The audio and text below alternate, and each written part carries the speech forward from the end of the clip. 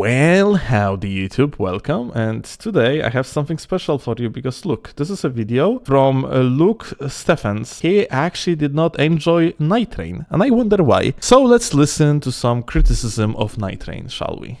I want to know from you guys, did you try the Nightreign beta? It's a network test.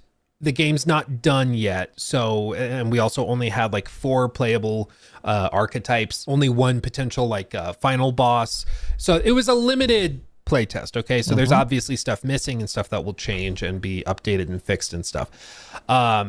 So I could complain about like the instability of the frame rate, the really bad netcode that made it so the game was super laggy and would sometimes disconnect. We can talk about that. But ideally, all of that is fixed in the final version, okay? So I don't think it's fair to critique the package because that stuff is potentially fixed, okay? So we're just gonna say that. Having said that, looking at the content and what is actually here and how the game actually works, I am just gonna be real with you on my personal opinion. It was one of the most unfun evenings I've had in a long time. I really don't like Nightreign. Okay. Really don't like it. I think it's so soulless and corporate. I just, it sucks all the fun out of the Elden Ring package for me. And it actually, it's, you know, there's some live service packages and some games that just make you want to go play something else. Like you play Skull and Bones and all you want to do is go play Black Flag. This game just made me want to go play Elden Ring, which maybe is the point. They just get you to buy more copies of Elden Ring. But I am so confused. These games, I mean Nightreign and Elden Ring, they actually share the IP, yeah? But spin-off that Nightreign is, it's essentially like completely different genre, like to Elden Ring itself. So the guy is basically saying that, well, I pretty much don't like particular type of genre, and I prefer the other one. Well, yeah, no shit, but that's not like a fair criticism, but let's listen further. Everything I loved about Elden Ring has been stripped from this game. All the bad things about Elden Ring are like doubled down on here, in my opinion. So things like laggy combat on the PC port specifically. I played the beta on PS5 Pro, so I was playing it there. But the network stuff could be refined and everything, so that might not be a problem at launch. But the combat was really sluggish, didn't connect super smoothly. There was a good amount of lag with it. There's some design choices that were made that just seem baffling. There's no in-game voice chat, so you can't coordinate with randoms that you match with. Meaning, like, you join a party, 2 strangers join you if you don't have friends. There's no duo gameplay right now. Maybe after launch they'll add it. They've said they're considering it. But it's either solo or it's with 2 other players for a party of 3.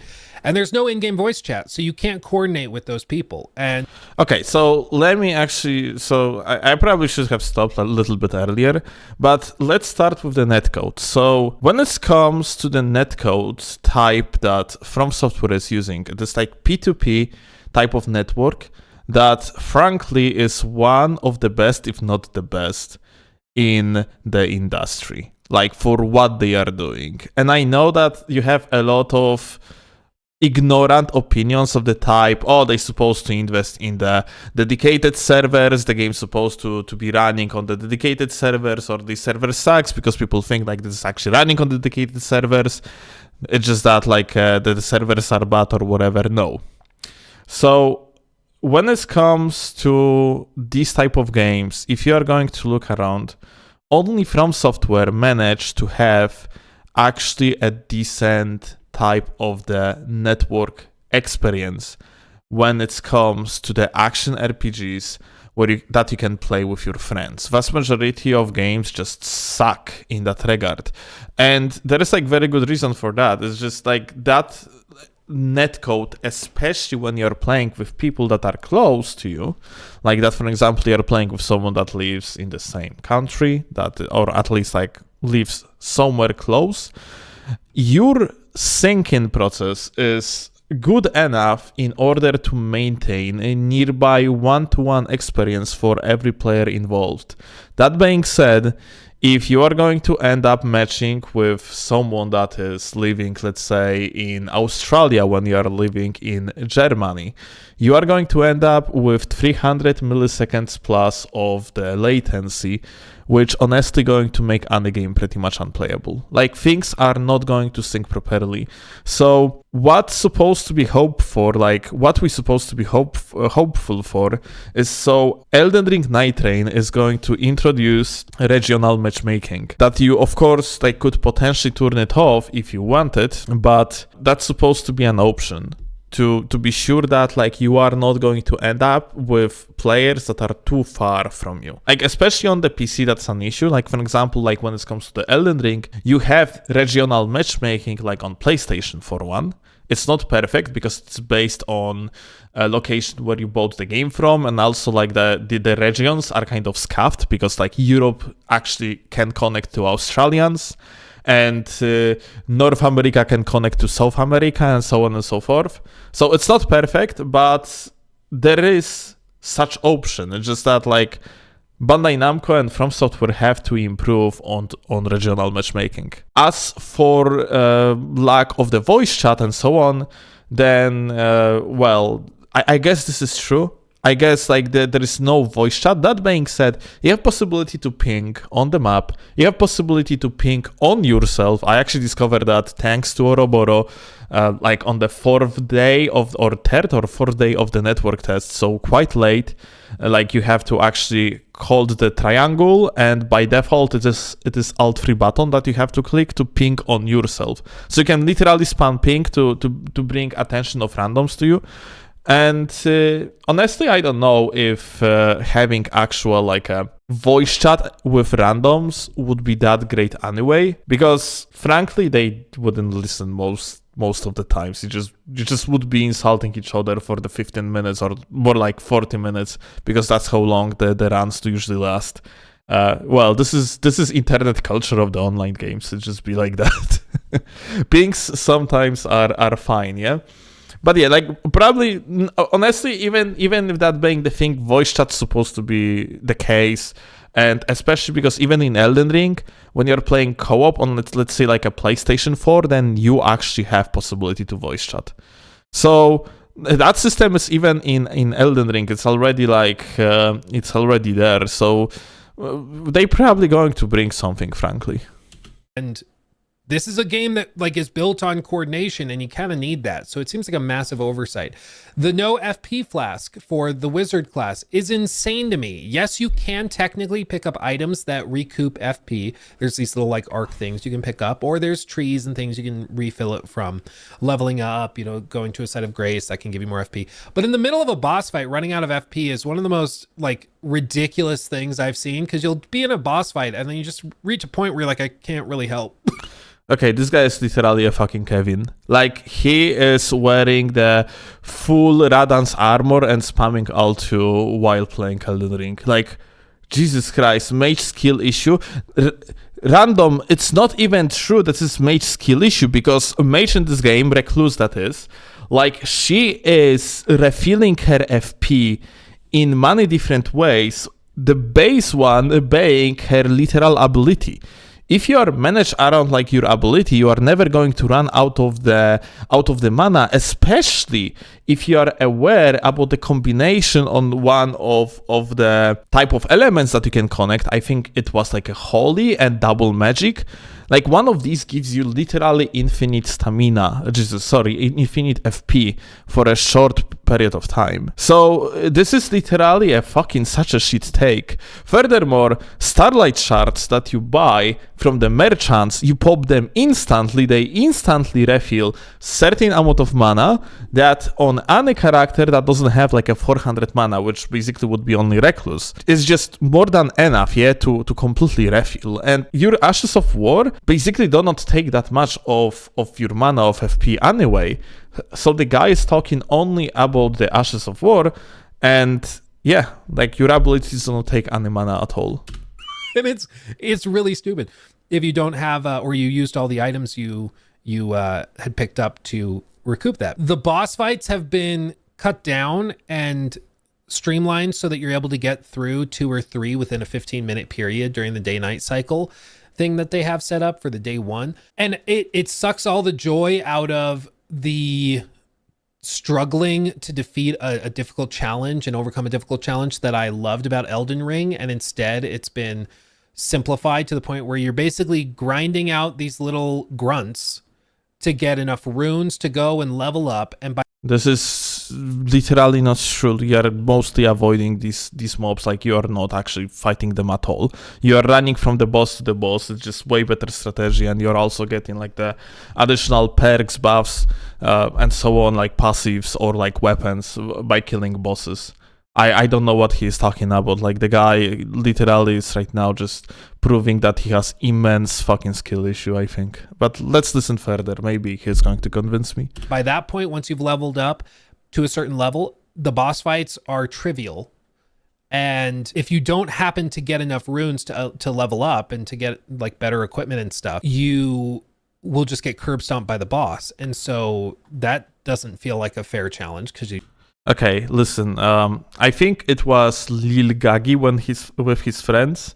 Like, of course, maybe it is not exactly fair to compare like one of the best challenge runners in the entire community to like average Joe, but he and his friends practically beat entire network test with level 1.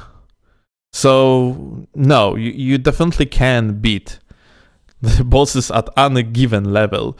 And what this guy is talking about here is another proof of the skill issue, because ultimately, like, this game is about recognizing the seed you are on and then utilizing resources on the map with correct pathing in order to actually level up accordingly. Like in both seeds that we had, the landing seeds that we had in the network test, you literally had the small, easy to clear up camp basically ahead of you in the place where you're landing. So you can just go there, clear up this camp, you get level 2, and nearby you always had another camp that had the boss fight. And from that boss fight, you could get leveled 3 to 4. And then you could progress further. Like, developers give you possibility to gain that early game advantage in order to progress further and get your early game boost. So like, this is such a fucking weird take. It's basically, I don't know the game, I'm bad at it, I don't like that I am bad at it, therefore it's a game's fault because I am bad at it. Instead of, like taking into consideration, oh, maybe I should improve my macro management play before I form a fucking retarded opinion. I mean, okay, let's go further. You just didn't have enough of that. There's just so many choices in here that don't really make much sense. There's certain classes that work really well. The Duchess, I think everybody agrees, is probably she's the best overpowered. one. And then there's some other classes that just don't really feel that good. But like what? Across the board, like everything I loved about Elden Ring, the exploration, the very difficult bosses, the building of your character to overcome that challenge, all of those things that made Elden Ring a masterpiece are just gone here. And instead what you have is a game that's been built to go very, very quick and fast paced. It's designed for you to kind of rush through areas quickly, to pivot into new ones, to get more loot and to collect more runes. And that already feels antithetical to the Elden Ring design philosophy. These games are literally different genres. I swear to God, like, I don't know, like this is crazy to me to form this type of opinions. Yes, things that you had as a common thing, like in Elden Ring, basically like a character building, making your own protagonist, it's called like that, or like being able to slowly travel through the world and just hone the atmosphere of places and so on. Yes, like those things are gone because it is a roguelike with time constraint that's supposed to make you go full speedrun mode. You have to optimize your roads and fight against the time in order to strengthen yourself before the final boss fight as much as possible. Not even final boss fight overall, but final boss fight of particular day. And even something as simple as coordinating with your team is next to impossible because the in-game chat is missing, and of course, you know, there's not really there are emotes and things you can use as you would expect, but it's very, very minimal, not what you would need to actually coordinate. It just seems thrown. Frankly, I mean, coordinating with randoms, no matter the game, is always hard. Yeah, that being said, you have like a pings that working pretty decently in this game. Even like, you know, even navigating the maps and pinging stuff around, you can do it without doing any sort of the shenanigans with the claw grips or anything, because you can just open the map. On PlayStation, it is with the touchpad. You click the touchpad. With the left analog, you can still navigate through the map, and with the right analog, you can just rotate through the map, in the meaning that just, you know, like slide around the map, and you can still ping and everything. This is actually thought of, and it's made in the way so you can actually communicate with your team, even though those are randoms, in form of the pings, and inform them about what they want to do. And if two players, for example, going to ping the same location, in bottom right corner, you are going to have information that another ally of yours confirmed particular ping. As far as it goes, playing with randoms is always like kind of a risk when it comes to the overall communication. But I think in Nightreign, it's solved quite okay-ish. Together haphazard, and honestly, if this were like a community mod made by 5 people over the span of 6 months, I'd be like, yeah, I believe it. But to think that this is a $40 full release is hilarious to me. It could be, by the time we get the final version, that some stuff is added that significantly improves the experience. For example, there's going to be more archetypes for you to use as your character, and as a result, that could introduce maybe more fun gameplay styles that I connect with more. That's very, very possible. The netcode could be totally, you know, improved to the point where it's okay, he's getting back to that netcode and so on, so I'm just going to say it like that. Network test had only 4 seeds with 2 versions of Limgrave. So like basically every version of Limgrave that we ended up on had like 2 different seeds, 2 different type of like potential bosses that can respawn in places and so on and so forth. Not much, basically, yeah? It's pretty much confirmed the official release is going to have that much more of that. My point being, I have played network test for 19 hours, almost 20 hours of gameplay, and on these 2 versions of the map with only 4 seeds, I still didn't figure out everything. And I am a type of the player that figures games out, that is actually like reading the frame data, that is looking up the information, that is data mined, and so on and so forth. I usually, when I get deep into the game, I understand them very well on the like fundamental level, yeah? Frankly, if I didn't figure out the game for like 2 versions of the map and 4 seeds overall, and there is still stuff to discover after 20 hours, and then in the official game, you're gonna have like 5 regions. You are going to have, at least at the beginning before the DLC, 8 different bosses with 8 different like characters. We actually have 4 right now in the network test. There's gonna be 4 more. Then like DLC going to actually be a thing at the end of 2025. The 4th quarter of 2025, they are gonna be releasing DLC for the Nightreign. Then it's not even like $40 in such case, like with DLC $55. I'm pretty sure the game is gonna be worth its money if you want to legitimately figure out the game. Its question is if you like the type of the gameplay somewhat similar, for example, to MOBA games. Like if you play League of Legends and you enjoy attempting to maximize your efficiency on like strict map that is practically always the same, if you like this type of gameplay, then you're gonna enjoy Nightreign. Like furthermore, like, you know, even if you like the variety in the maps and so on, like Nightreign still gonna provide you with that, because you're gonna have like what it seems after we get in more info from the interviews and so on. It's apparently we're gonna have all the biomes of actual Elden Ring there. It seems like there's gonna be way more maps, and then all these maps gonna have like its own seeds. Yeah, super tight, super responsive, and it just feels really, really good to play. And there's no frame drops, of which there were many in the playtest. So PlayStation that's runs like ideal. shit. Maybe the environments are way more varied in the final version, because what we saw, I mean, I'm looking at this playtest and I saw every area that you're seeing here. So it's obviously not that varied in the playtest, but maybe in the final version it's way more varied and the environments shake it up a lot more.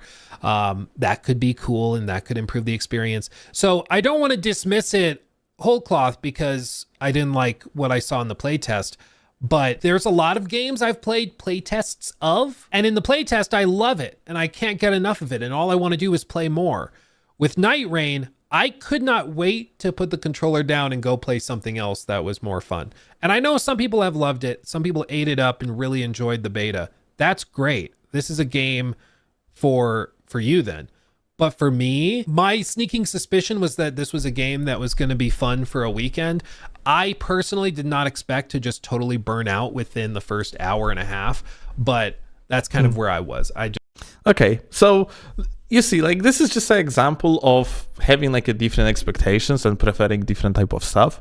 For me, the basically like 20 hours on very limited amount of seeds with very different variety in the maps that you are playing on, it literally wasn't enough. And I actually want to play more Nightreign because I have feeling like I have so much more to discover only about the network test version of the game that is outdated by like at this point around 6 months. They are not working on that branch. There is like apparently like completely different fork that they are working on when it comes to the application that's going to be official release of the Nightreign. Network test version was made like a half a year ago at this point, presented to the journalist and like almost like half a year ago now, and that version of the game didn't change at all till now. So it's just like left there, and it's just most likely at this point it's gonna be completely different product. Nightreign, that is the one that is going to release in 30th of May. It's just going to be different product overall. It's just not for me, and I think some of the choices are directly antithetical to what made Elden Ring so good, and that's what makes it all the more baffling to me, seeing that this is coming from FromSoft. And then there's other things that we've seen, for example. By the way, things about what he said, that something like is baffling because that comes from FromSoft, because FromSoft has that aura of ultra great developer that we buy every games of and so on and so forth. I wonder how many of you actually played that game they released in 2018 that I don't even remember exactly the name of it. It was like a VR game. Not many people talking about that game. There are something like that. Hey, on top of that, the aura of FromSoftware is fucking ridiculous. FromSoftware is a good studio that produces, it's gonna have to piss off some people, but they are producing slop, basically, and I'm gonna show you what I meant by that. So we are on the page of Wikipedia, and I want to show you the history of FromSoftware and how it went with the game development of theirs. In some years, they were releasing up to 6 games per fucking year, and they are actually, this is type of studio that is doing that. They are actually minimalizing the amount of investment that you have to spend on production of the game and try to maximize profit. And Dark Souls 1, for example, costed only like a $2 million in production, according to the interviews. And this is basically what they were doing since like only freaking ever. FromSoftware is a studio that pretty much develops certain type of slop. It is very tasty one, but I just want to notice that till like Elden Ring, we didn't even have like a characters moving their mouth. Like it's a very specific type of developer that is utilizing their like homebrew engine to make very specific type of experience. And for example, in Dark Souls 2, they tried to innovate. They tried to innovate with the dynamic lighting initially.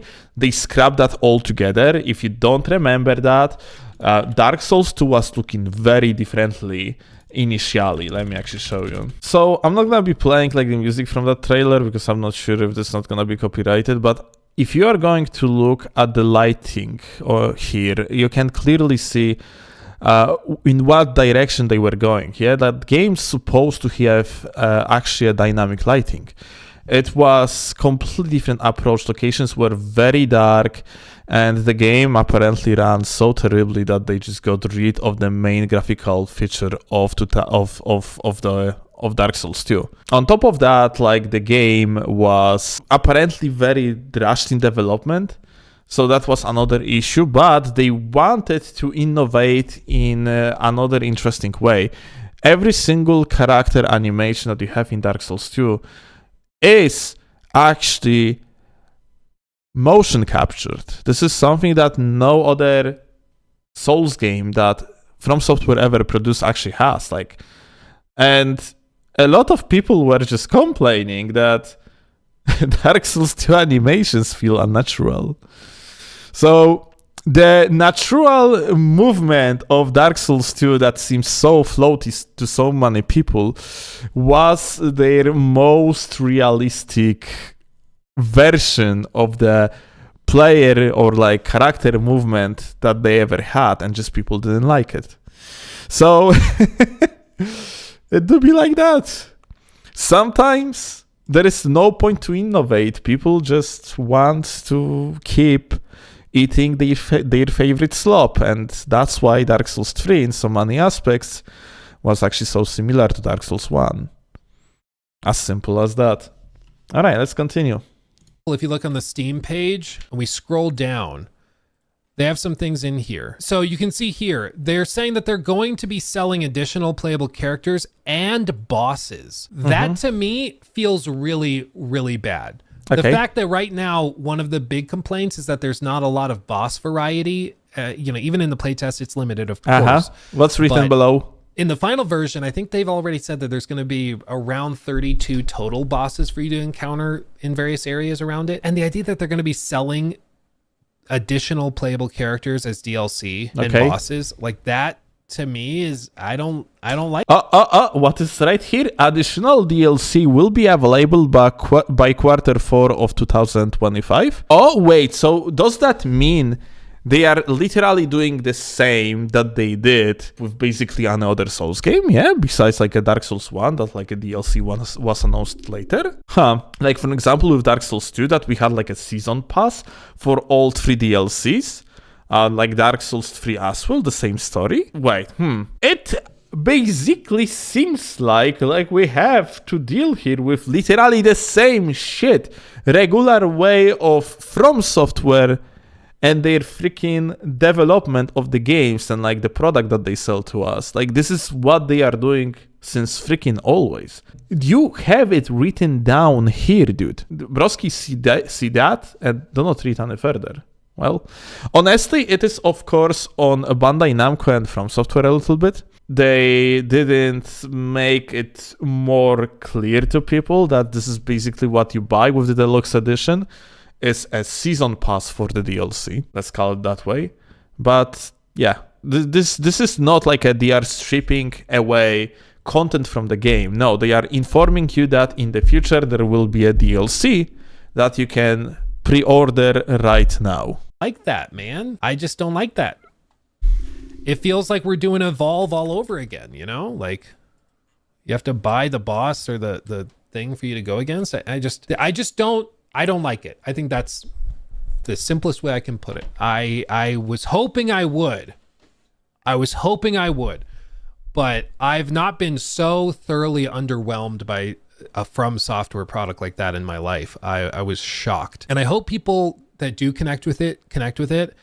But like there was a point where I was going to play with some of my college buddies who also got access to the beta, and we played through Elden Ring in co-op together. I mean, we did big boss fights together, and we worked on builds together. We had a lot of fun with Elden Ring together. And not only was it like pulling teeth to get them to connect and play because they just were so not interested, but By the time I had played this for one evening, before I even got to the second evening of trying it, I was like, you know what? Yeah, let's just play Marvel Rivals. I was just like, I'm good, man.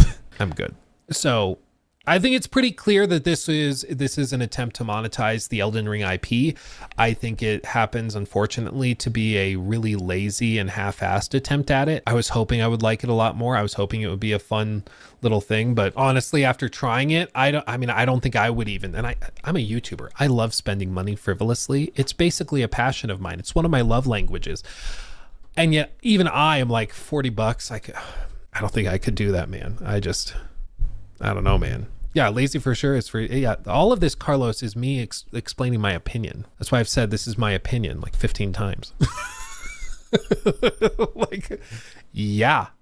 I think what I said exactly was, it seems to me like a lazy attempt. That's my opinion. We got there. So I'm sure some people are going to connect with it and love it. I hope they have a lot of fun. And I hope they add later things like in-game voice chat. I think that could help a lot, frankly, because I have heard some people say that when they played with their friends directly, they had a much better time than playing with randos. I hope that is something they can add, is in-game voice chat to help you coordinate with strangers if your friends aren't on during that time. But I just think it's, based on what I played, this version of the game is not for me, and I just don't like it. So I mean, honestly, like network test version was lacking here and there, yeah, in some regards. So this is actually understandable that if the guy just looking at the network test version as a promise of what the like final version of the game gonna be like, then I can even somewhat understand like why he could potentially not like it, even though a lot of his claims that he made in this video just come from the insanely ignorant and retarded, literally retarded point of view. Other people will like it, and that's great. But I'm really interested to see how it comes together in the final version. But all it made me want to do was play Elden Ring, which, I think is a testament to how good Elden Ring is. But I think it also shows why this game is just not Elden Ring. It has an Elden Ring coat of paint, but it's something different. And you might love that thing that's different. That's actually a very good point. It is actually a different game, yet again. It's different genre. Elden Ring is action RPG, Souls-like, or Souls game, if you prefer. Whereas Elden Ring Nightreign is a spin-off that is basically a roguelike survival co-op speedrunish type of experience with the very strict time constraint. So it's very different. But if you loved Elden Ring for the exploration, for the difficult and like really, really skill-based boss fights, for the character builds and the ARPG elements and things. If you loved Elden Ring for those reasons, this is just not that game, and it's nothing like that. And it's by design that it's not like that. Was this made by FromSoft only or another studio? It's a FromSoft game. Yeah, no, it's FromSoft. My sneaking suspicion is, frankly, like, you remember that story from months ago? FromSoft buys rights to Elden Ring. FromSoftware has acquired the Elden Ring trademark from Bandai Namco. I'm wondering, this was announced in February of last year.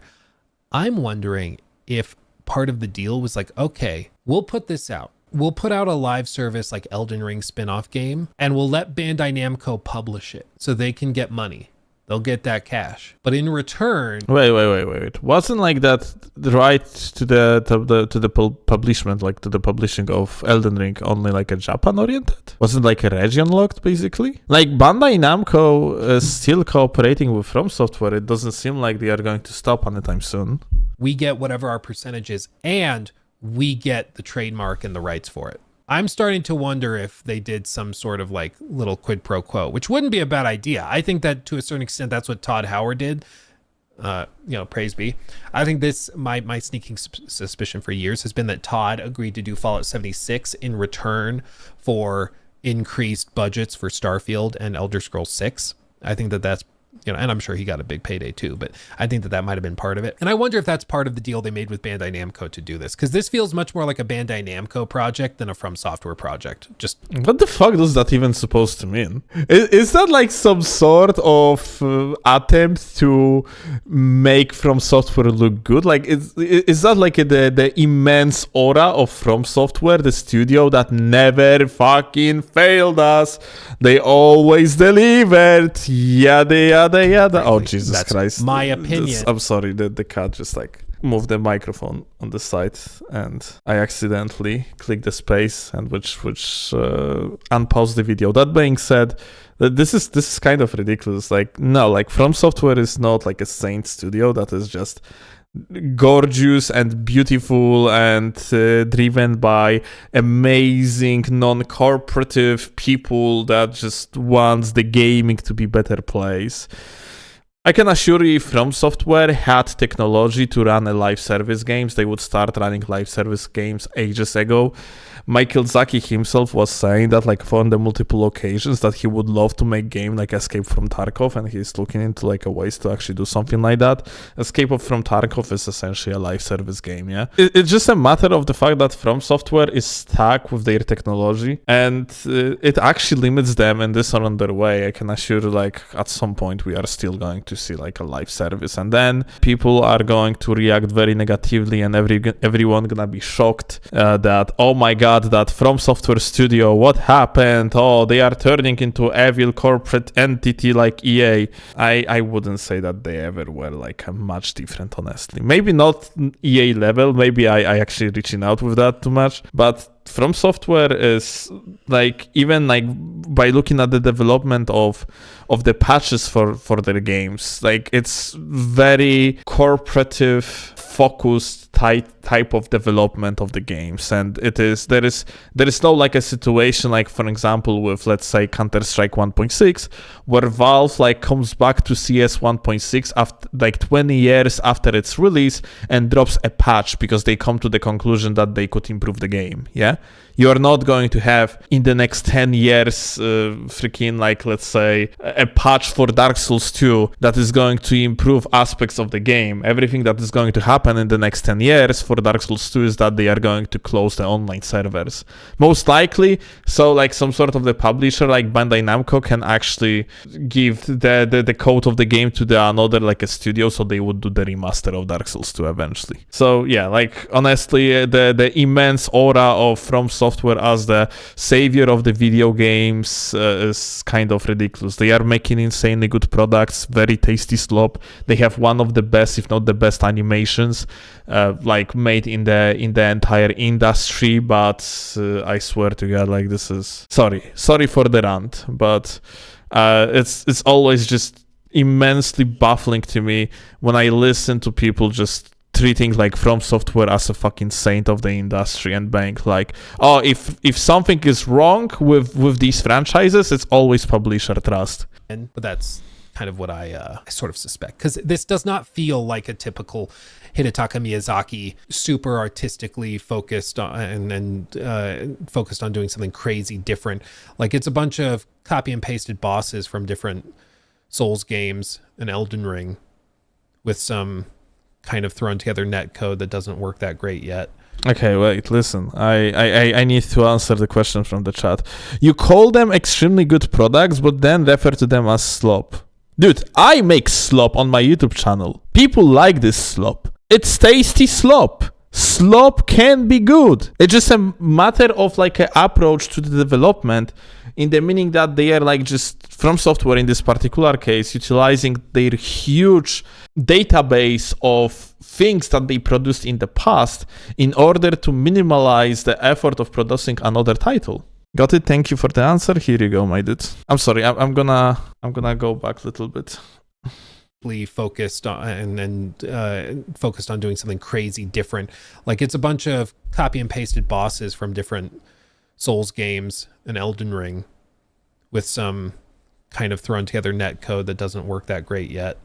You know, yeah, Miyazaki's not directing it. Yeah, but he runs the studio. That's what I mean. And I think the fact that he's not working on it, I think, is proof positive that it's not a typical Miyazaki thing. The age-old thing for FromSoft has been the projects that Miyazaki works on tend to be phenomenal. The projects that he doesn't work on that are from FromSoft tend to be like Bs, C+, Bs, something like that, depending on who you are. And I think that this is probably one of those where if it connects with you, you're going to love it. You're going to become addicted to it, and it's all you can play and it's all you can think about, because the roguelite stuff tends to appeal to certain people in that sort of addictive way. But if it doesn't click with you, like it didn't click with me, it's just going to be an immediate bounce off. Just like, no, I'm good. And that's it. Yeah, I mean, like, you are gladly going to watch Schwarzenegger shoot bazillion of bullets at a bunch of bodies, and you're going to love it. But would you actually watch Arnold Schwarzenegger, I don't know, like in the cooking show, for one? Because he loves, let's say, cooking, yeah, like, and had a need to share with the world his cooking skills. Like, some of you would, but not everyone for sure. This is not something that connects very well for you, yeah? Like, same for like a Elden Ring being slapped onto like Nightreign makes it more likely you are going to check out the game, but you are actually going to bounce out of it if it's going to not meet your expectations, because fundamentally it is actually a different game to Elden Ring. Encounter, thank you for the 5. If anyone here is opposed to lazy live service games, then they should be similarly opposed to Nightreign. I think a lot of it is a lot of people haven't tried it yet because the betas were very selective. I think the best thing they could do is do it like an open beta. Do that. Maybe they've already announced they're doing that. I don't know. But if they did an open beta, just let people try it. I think that could go a long way. That's what I think they should do. But the truth of the matter is that when you are a very, very well respected and accomplished studio like FromSoft, there's a certain amount of grace people are willing to give you. And sort of out of respect for what you've done previously, people are willing to give you the benefit of the doubt when you might not give that benefit of the doubt to another like typical live service company. Or, you know, Sony, for example, doesn't have the best track record with live service games. So you hear another live service game and you're like, here we go again. Whereas FromSoft, you're like, oh, maybe this could be good. And some people are going to like it, but I don't think that's going to be me. Okay. Alright, so make things very short, vast majority of the video, frankly, or differently, certain arguments in the video were just so fucking bad and come from like a I am a scrub type of like background, lack of the intent to actually learn the game, and rather that requirements of the game would adapt to you and so on. That being said, if the guy fundamentally doesn't like the roguelikes or like doesn't have like this mixture that Nightreign is, because it's not only roguelike, yeah, it's multiple genres just mashed up together. Mainly it's a roguelike, but you also have some like survival in there, some sort of the horde type of elements in there, also some minimalistic RPG elements, yeah, and also some Souls-like elements, yeah. If you don't like this mix-up, like, then yeah, like, you are not going to like the game, and the game is apparently not for the guy. That being said, like, I really think some of these opinions were just holy fuck, dude. I swear to God, like, whatever. Overall, like, video not that bad at the end of the day. It's just, I do believe vast majority of dislike for the Nightreign in this particular video comes from the more of ignorant point of view than anything else. And that's about it, which is, well, I guess it's not illegal to be ignorant, so that's fine to some extent.